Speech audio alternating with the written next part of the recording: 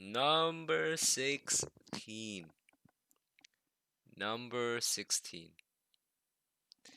So, this is the second half of the mid-year practice exam that I was doing.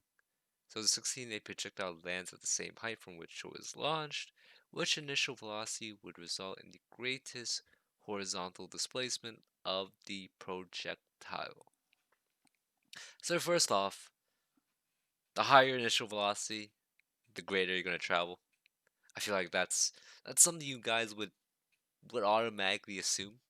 All right, so higher initial velocity, higher fast far as it's going to travel. So it's either going to be C or D. And which angle gives you the greatest, the optimal angle to launch a projectile? Right, the optimal angle is 45 degrees. That's your optimal angle. All right, and so the answer is C. All right. So was that 17? What happens to the object's acceleration as it travels from A to B? If it's a projectile, there's only an acceleration in the y direction due to gravity. And your acceleration due to gravity is always negative 9.8 meters per second squared. So it remains the same. Remains the same. Alright? Remains the same. 18. 18. A ball is thrown straight upward from a surface of Earth, which statement best describes the ball's velocity and acceleration at the top of its flight. At the top of its flight, your velocity at the max height in the y direction is 0, right? It stops momentarily. Goes slows down, stops momentarily, and then starts coming back down. All right, and we know that my acceleration in the y direction is always negative 9.8 meters per second squared. Doesn't matter where you are here. Doesn't matter where you are. That's my acceleration. All right, so my velocity in the y direction is 0. And my acceleration in the y direction is not 0. I think the question is not saying that it's thrown at an angle. It's actually, I'm sorry about that sound, by the way. It's saying that you're throwing it straight up, right? And then it comes straight back down at the highest height. The velocity is 0. Right, so the answer is B. Answer is B. 18. 18 is B. 19. A golf ball is hit at an angle 45 degrees above the horizontal. Right, above the horizontal, right here. This is your horizontal, right here, the x-axis, and this is above your horizontal. So that's 45 degrees right there. What is the acceleration of the golf ball at the highest point in its trajectory? We talked about this at the highest point. My acceleration in the y direction is negative 9.8 meters per second squared. Alright, doesn't matter where I am. Doesn't matter where I am. My acceleration is only negative 9.8. My velocity, on the other hand, velocity in the y direction is 0. And the direction is downward because it's negative. And so it's B. Alright, it's B. Number 20. Number 20. A golf ball is hit with an initial velocity of 50 meters per second. Alright, so that's your angle. 35 degrees above the horizontal with an initial velocity of 50 meters per second. What is the vertical component of the golf ball's initial velocity? Right? What is my initial velocity in the y direction? Alright, now we're going to use trig here. We have our opposite, which is via y. Our angles, 35 degrees. Our initial velocity, the hypotenuse is 15 right there, 15 meters per second. So which trig formula are we going to use? We're going to use sine theta is equal to opposite over hypotenuse. Alright, so sine 35 is equal to v y This is initial. This is initial over 15. All right, so 15 sine 35 is equal to VYI. Finish solving for this. You should get a 15 sine 35 degrees. Is this an answer? 8? Yeah, it is. So your initial velocity is, in the y direction, is 8.6 meters per second. All right, so the answer is A. That's how you get, and that's how you get the initial velocity in the y direction. 21. A 3 kilogram object is acted on by an impulse of 15 Newton seconds. What is the magnitude of the object's change in momentum due to this impulse? Well, change in momentum is just delta p, right? This is actually your definition of impulse. Your definition of impulse is change in momentum. And so if you already know what your impulse is, and they're asking you for this, then your change in momentum is that number. It is that number. So it is B. It is B. 22. This is conservation of momentum problem. So P before is equal to P after, and P1I plus P2I is equal to P1F plus P2F. Alright.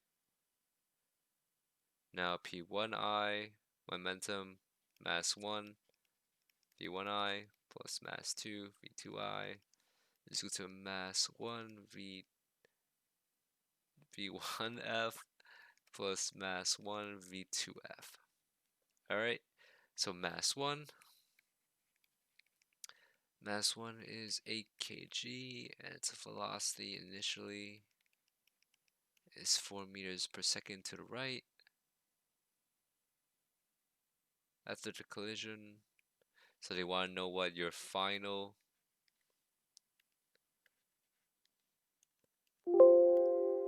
So they want to know what your final velocity of object 1 is. So mass 2 is 4 kg. V2I is negative 6 meters per second because it's going in the negative direction.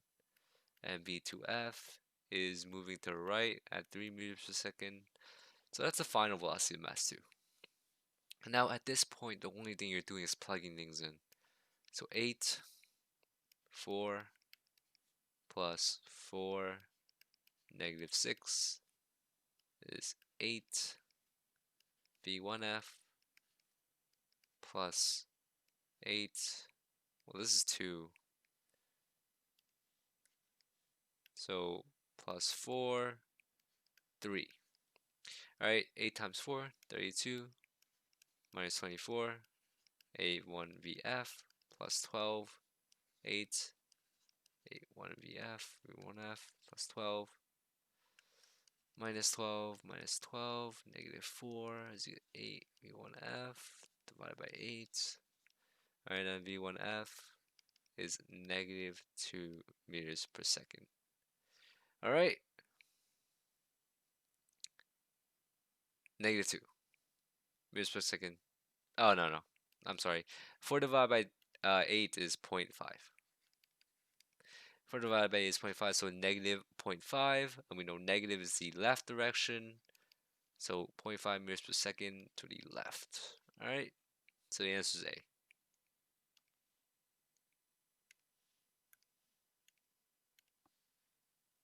23. If the block is in equilibrium, the magnitude of the block's acceleration is what? Alright, we know that if something is in equilibrium, that means my F net is 0, right? My forces are balanced forces, and if we draw my free body diagram, right? Fg, Fn, well, Fg is equal to Fn. Alright, that's balanced. And alternatively, I can say that, well, if this is moving at a constant velocity, is there a force of friction here, force applied here, and they're both equal, it's also balanced, and it's moving at a constant velocity. And so if F net is 0, and we know that F net is ma, then we can substitute ma into here. Ma is 0, and then, well, a must be 0 as well. All right? So there are two situations where you can be at equilibrium. You can be at rest and be at equilibrium, or you can be moving at constant velocity and still be at equilibrium, because my net forces are 0. I have balanced forces. FA is equal to FF, just in the opposite direction. So when you do FA minus FF, I'm doing minus, you're going to get 0, right? And so that's your net force. All right? So 23, the answer to 23, your acceleration is 0. 24. What is the weight of a 2 kilogram object on the surface of the Earth? We discussed this in class. Your force due to gravity is weight. Force due to gravity is weight. So Fg is equal to mg. It's on your reference table. On your reference table, it's actually g is equal to Fg over m. But if you just multiply m on both sides, well, you still get mg is equal to Fg. And it's the same exact thing. And g is your gravitational field strength. Gravitational field strength. Or your acceleration due to gravity. Also says this on your reference table. They actually tell you what g means on your reference table. So now let's solve. We know that mass is 2, and we know that gravitational field strength, or your acceleration due to gravity on Earth, is 9.8. This is a scalar. This is a scalar quantity. Alright, so Fg is 19.6 newtons. So it's D. Is D.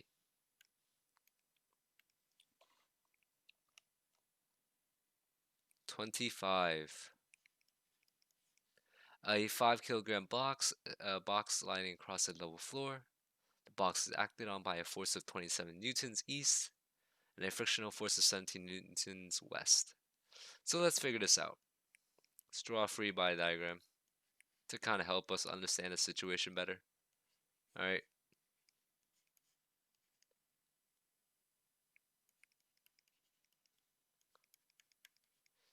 FF.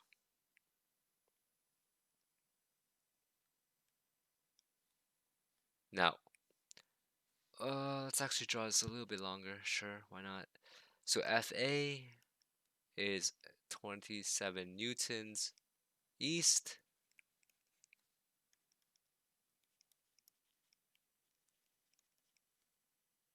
And there's 17 newtons west. That's your frictional force. Alright? And your mass is 5 kg. So what is your what is your acceleration? Well, we know that F net is ma, right? We know F is net a, and we know F net is the sum of all forces acting in a direction. Well, the only forces acting in the direction in the x direction right now is Fa and Ff. So I'm gonna write F net is equal to Fa minus Ff, because it's minus because force due to friction is negative. Alright, so I'm gonna replace F net here with Fa minus Ff. So Fa minus Ff is equal to ma. Alright, let's finish over here. Fa is 27, Ff is 17, and mass is 2. Well, mass is 5, and then a. So 10, do the 5a, divided by 5, and a is 2 meters per second squared. Alright, so the answer is B.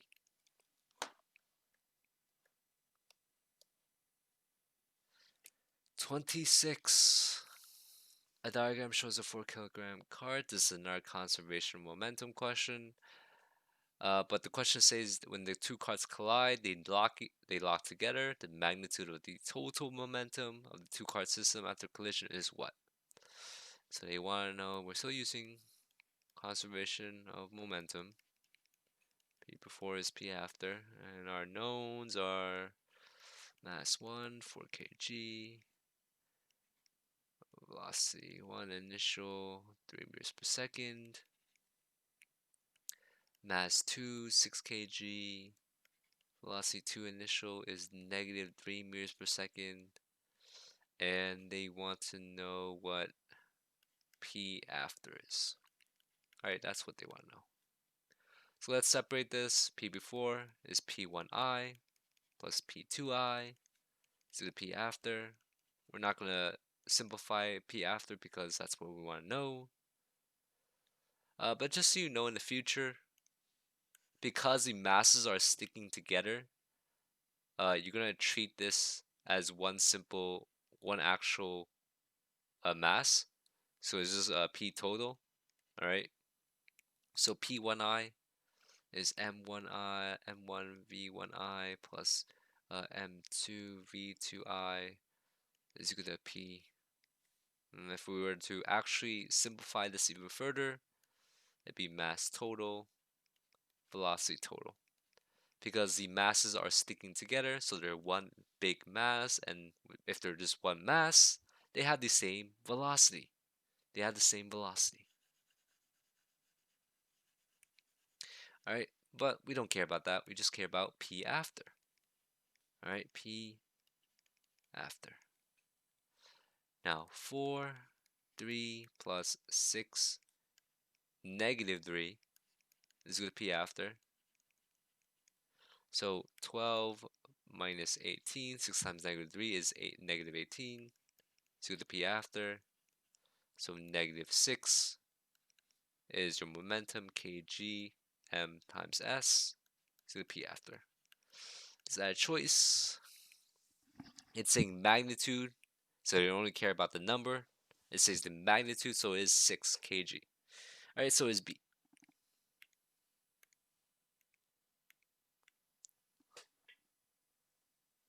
27. Which object has the greatest inertia? We talked about this in class. Inertia only depends on mass. Inertia is proportional to mass only. To mass only. Alright, so if mass increases, if m goes up, inertia goes up. And if mass goes down, inertia goes down. And so speed has nothing to do with inertia. So, well, the object D has the most mass, has 8 kg. So D has the most inertia. Simple as that. 28. At a certain location, a gravitational force with a magnitude of 350 newtons. So Fg, that's your gravitational force. That's all. You can also call that weight. Weight is Fg. Acts on a 70-kilogram astronaut. What is the magnitude of the gravitational field strength? That's what G is. G is gravitational field strength. On your reference table, the formula is written like this. I usually like writing it as this way, but either way works. So G is equal to 350 divided by 70 gives you 5 Newton kg. Alright, so the answer is B. 29. This is a net force problem. Alright, so let's draw a free body diagram. Actually, I mean, the diagram is right there. So you're going to be using this formula. F net is MA. Right? And F net is the sum of all forces. So we know that F net is equal to F2 minus F1. I'm doing negative F1 because F1 is acting in the opposite direction. So I'm going to replace this. Is equal to MA. F2 is what? 2. F1 is 12. Mass is something. We want to find out the mass, and the Magnitude of the block's acceleration is 2 meters per second squared. All right, and because the block is going to the left, it's accelerating to the left, so the acceleration is -2. All right, acceleration is -2 meters per second squared. All right, so -10 is equal to m -2 divided -2, and 5 kg is equal to m. And so the answer is B.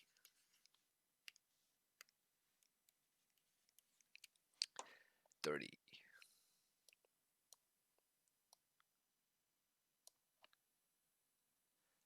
25 Newton horizontal force northward. 25 Newton horizontal force.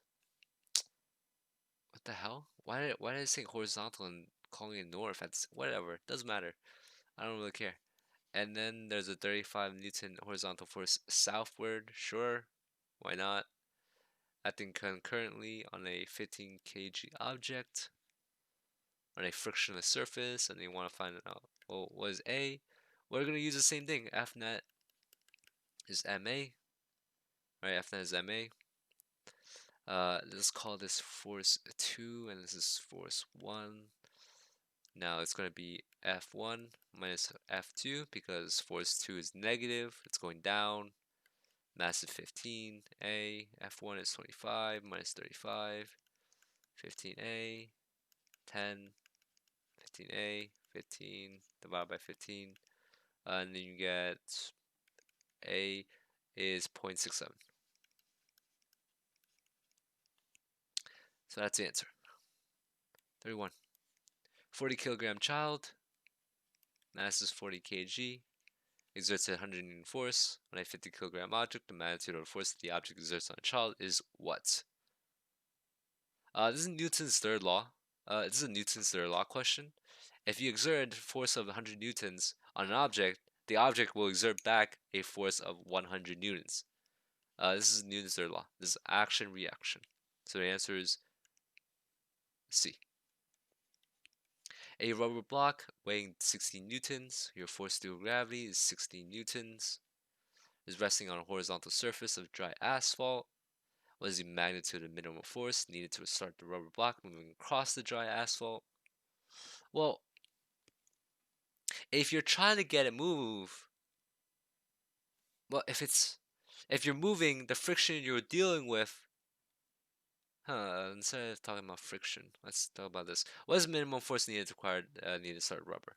So let's say you have a block here, right? Let's say you have a block, and you're trying to apply a force this way, right? You're trying to apply a force this way.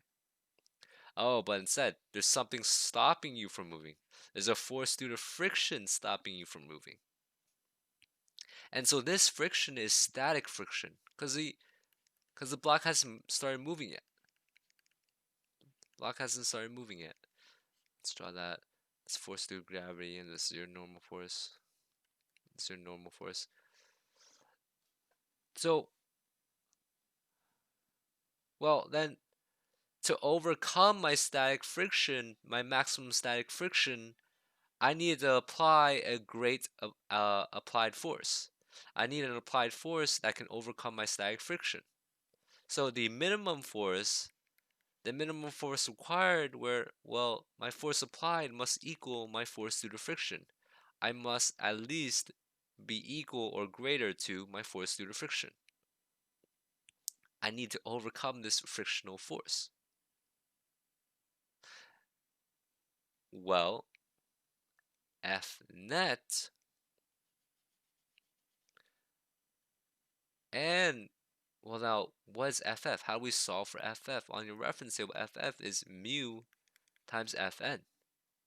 So we want FF, we have to figure out what mu is first. Mu is the coefficient due to friction. It says horizontal surface of dry asphalt. All right, so we want to look at our reference table on the first page on the bottom right and look for rubber on dry asphalt. And so we want to look for the static coefficient of friction. So the static coefficient of friction is 0.85 for rubber on asphalt. Now we want to figure out what is Fn? What is Fn? Right? What is our normal force? Well, we know here, if we look at this diagram, we know that if it's not moving up, my F net in the y direction is 0. And my F net in the y direction is, well, my Fn minus Fg is equal to 0. And that must mean if we move Fg to the other side, our normal force is our force due to gravity. And the problem gives us our force due to gravity. So, well, now we can substitute mu 0.85. We can substitute Fn, get 60, and our frictional force is 51 newtons. That's it. And 33. 0.5 kilogram puck. Sliding horizontal surfboard, slow to rest. By a frictional force of 1.2 newtons. What's the coefficient of kinetic friction between the puck and the surface of a shuffleboard court? So they want to figure out, well, what is mu? What is mu? Now, in the previous problem in number 32, I said that, well, if you're not moving up or down, my F net in the y direction is just 0. And my sum of all forces in the y direction is Fn minus Fg is 0. So Fn is equal to Fg. Well, how do I calculate Fg? Fg is simply m times g. It's on your reference table. On your reference table, it's actually g is equal to Fg over m. But we can manipulate Fg and solve for Fg and then get Fg is equal to mg. It's the same exact thing. Now Fg, mass is 0.5. Well, what's g? G is your gravitational field strength. That's your acceleration due to gravity. And g is going to be the scalar version. So I don't care about my negative. I'm going to put 9.8. Alright, 0.5 times 9.8, 4.9. That's Fg. And now we know that my normal force is 4.9. That's what we know. So now we can solve for our frictional force formula. Alright, so 1.2 is mu Fn. Fn is 4.9. 4.9. 4.9. Mu is going to be 0.24. Alright, that's the answer. And that's this.